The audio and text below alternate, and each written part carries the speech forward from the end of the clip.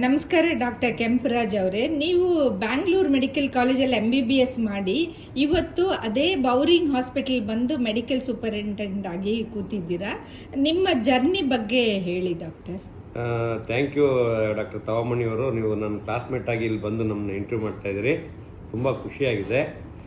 ನಾವು ಯಾವುದೋ ಒಂದು ಸಣ್ಣ ಗ್ರಾಮದಲ್ಲಿ ಹುಟ್ಟಿ ಬೆಳೆದು ಇಲ್ಲಿ ಇದೇ ಬ್ಯಾಂಗ್ಳೂರು ಮೆಡಿಕಲ್ ಕಾಲೇಜಲ್ಲೇ ಓದಿ ಅದೇ ಕಾಲೇಜಿನ ಆಸ್ಪತ್ರೆಯಲ್ಲಿ ಸೂಪರ್ಡೆಂಟ್ ಆಗ್ತೀವಿ ಅಂತ ನಾವು ಕನಸು ಕೂಡ ಕಂಡಿರಲಿಲ್ಲ. ಆ ಯೋಗ ನೀಡಿರ್ತಕ್ಕಂಥದ್ದು ಅಲ್ಲಿ ದುರ್ಗಾಮಾತೆ ಅಲ್ಲಿದೆ ನೋಡಿ. ಆ ದುರ್ಗಾಮಾತೆ ಒಂದು ಅನುಗ್ರಹದಿಂದ ನಾವು ಇಲ್ಲಿವರೆಗೂ ಬಂದಿದ್ದೀವಿ. ಸೊ ಜರ್ನಿ ಚೆನ್ನಾಗಿದೆ. ಫಸ್ಟ್ ನಾನು ಅಪಾಯಿಂಟ್ ಆಗಿದ್ದು health department, health and family ವೆಲ್ಫೇರಲ್ಲಿ ಚಿಂತಾಮಣಿ ತಾಲೂಕಲ್ಲಿ ಒಂದು ಚಿಕ್ಕ ಗ್ರಾಮ ಬಟ್ಲಹಳ್ಳಿ ಅಂತ. ಅಲ್ಲಿ ಸುಮಾರು ನಾನು 6 ವರ್ಷ ಇದ್ದೆ. ಅಲ್ಲೂ ತುಂಬ ಸರ್ವಿಸ್ ಕೊಟ್ಟೆ. ಆಮೇಲೆ ಅಲ್ಲಿಂದ ಮಾಲೂರು, ಕೋಲಾರ ಜಿಲ್ಲೆ ಮಾಲೂರಲ್ಲಿ ಜನರಲ್ ಹಾಸ್ಪಿಟ್ಲಲ್ಲಿ ತಾಲೂಕು ಹೆಲ್ತ್ ಆಫೀಸರ್ ಆಗಿ ಹೋದೆ. ಅಲ್ಲಿ ನಂತರ ಅಲ್ಲಿಂದನೇ MS ರಾಮಯ್ಯ ಮೆಡಿಕಲ್ ಕಾಲೇಜ್ಗೆ PGಗೆ ಡೆಪ್ಯುಟೇಷನ್ ಆಯಿತು. PG ಮುಗಿಸ್ಕೊಂಡು ಮತ್ತೆ ಸರ್ಜನ್ ಆಗಿ ಅದೇ ಆಸ್ಪತ್ರೆಗೆ ಹೋಗಿ ಅಲ್ಲಿ ಸುಮಾರು 11 ಇಯರ್ಸ್ ಸರ್ವಿಸ್ ಮಾಡಿ ಆಮೇಲೆ ಮೆಡಿಕಲ್ ಕಾಲೇಜ್ಗೆ ಡೆಪ್ಯುಟೇಷನ್ ತಗೊಂಡೆ.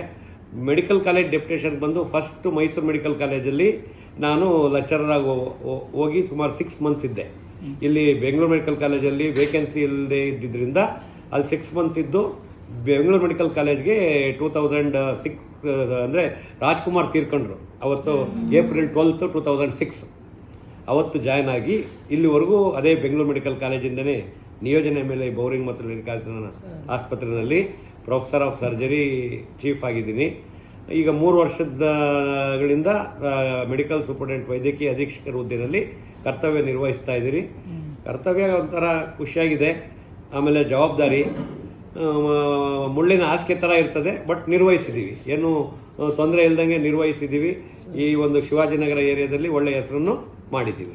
ತುಂಬ ಖುಷಿ ಆಗುತ್ತೆ ಡಾಕ್ಟರ್. ನೀವು ಹೇಗೆ ನಿಮ್ಮ ಫ್ಯಾಮಿಲಿ ಲೈಫು ಮತ್ತು ಪ್ರೊಫೆಷನಲ್ ಲೈಫು ಬ್ಯಾಲೆನ್ಸ್ ಮಾಡ್ತಾ ಇದ್ದೀವಿ? ನಾವು 100% ಫ್ಯಾಮಿಲಿ ಮ್ಯಾನು. ಫ್ಯಾಮಿಲಿಗೆ ಅಟ್ಯಾಚ್ಮೆಂಟ್ ಜಾಸ್ತಿ ಇರುತ್ತೆ.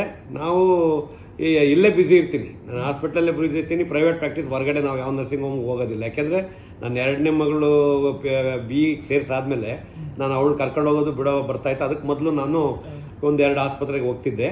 ಈಗ ಪ್ರೈವೇಟ್ ಪ್ರಾಕ್ಟೀಸ್ ಅದೇನು ಮಾಡೋದಿಲ್ಲ. Full family man. ಆಫ್ಟರ್ ಈ ಹಾಸ್ಪಿಟಲ್ ವರ್ಕಿಂಗ್ ಅವರ್ಸ್ ಆದಮೇಲೆ ಮನೆಯಲ್ಲೇ ಇರ್ತೀವಿ. ಬೇರೆ ಏನು ಎಲ್ಲೂ ಹೊರಗಡೆ ಹೋಗದೇ ಇರೋದ್ರಿಂದ ಫ್ಯಾಮಿಲಿ. ನಾನು ಚಿಂತಾಮಣಿ, ಮಾಲೂರು ಎಲ್ಲ ಎಲ್ಲಿ ಇರ್ತಿದ್ನೋ ಅಲ್ಲೇ ಫ್ಯಾಮಿಲಿ ಇರ್ತಿತ್ತು. ಹಾಗಾಗಿ ನಮಗೆ ಫ್ಯಾಮಿಲಿದಿಂದ ಏನು ಪ್ರಾಬ್ಲಮ್ ಬರಲಿಲ್ಲ. ಫ್ಯಾಮಿಲಿನಲ್ಲಿ ತುಂಬ ಖುಷಿಯಾಗಿದ್ದೀವಿ, ಬ್ಯಾಲೆನ್ಸ್ ಮಾಡಿ. Correct doctor. ಈಗ ಹೊಸದಾಗಿ ಬರೋ ಡಾಕ್ಟರ್ಸ್ಗೆ ನೀವು ನಿಮ್ಮ ಎಕ್ಸ್ಪೀರಿಯನ್ಸಲ್ಲಿ ಏನು ಒಂದು ಅಡ್ವೈಸ್ ಕೊಡಿ ಡಾಕ್ಟರ್? ಈಗ ಏನಾಗಿದೆ ಅಂದರೆ ಈಗ ಬರ್ತಾ ಹಿಂದಿನ ಕಾಲದಲ್ಲಿ ನಾವುಗಳು ಅಂದರೆ ನಾವುಗಳು ಓದ್ ಕಾಲದಲ್ಲಿ ತುಂಬ ಕಷ್ಟ ಇತ್ತು. ಪೇರೆಂಟ್ಸ್ಗೆ ತುಂಬಾ ಫೈನಾನ್ಷಿಯಲಿ ತುಂಬ ಕಷ್ಟ ಇತ್ತು.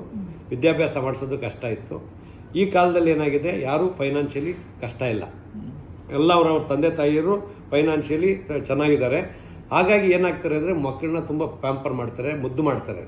ಹಾಗಾಗಿ ಕಷ್ಟ ಸುಖನ ಮಕ್ಕಳಿಗೆ ಗೊತ್ತಿಲ್ಲ.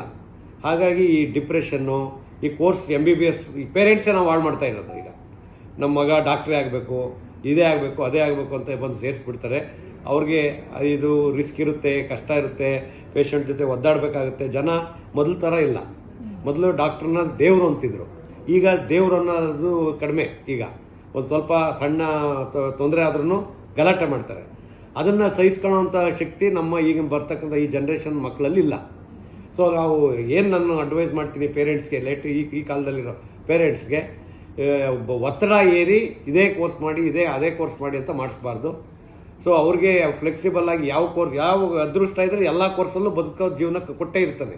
ಡಾಕ್ಟರ್ ಆದವ್ರೇನು ಆಕಾಶದಲ್ಲಿ ಇರೋದಿಲ್ಲ, ಬೇರೆ ಓದೋರು ಪಾತಾಳದಲ್ಲಿರೋದಿಲ್ಲ. ಯಾವ ಒಂದು ಹುದ್ದೆಗೆ ತಕ್ಕಾದ ಯೋಗ್ಯತೆ ಇದ್ದೇ ಇರ್ತದೆ. ರಿಸ್ಕ್ ಫ್ರೀ ಇರಬೇಕು. ಡಿಪ್ರೆಷನ್ ಆಗಬಾರ್ದು. ಅವ್ರಿಗೆ ಎಂತೂಸಿಯಾಸಮ್ ಕ್ರಿಯೇಟ್ ಮಾಡಬೇಕು, ಅಪ್ರಿಷಿಯೇಟ್ ಮಾಡಬೇಕು. ಸ್ಟೂಡೆಂಟ್ಸ್ಗೆ ಎನ್ಕರೇಜ್ ಮಾಡಬೇಕು.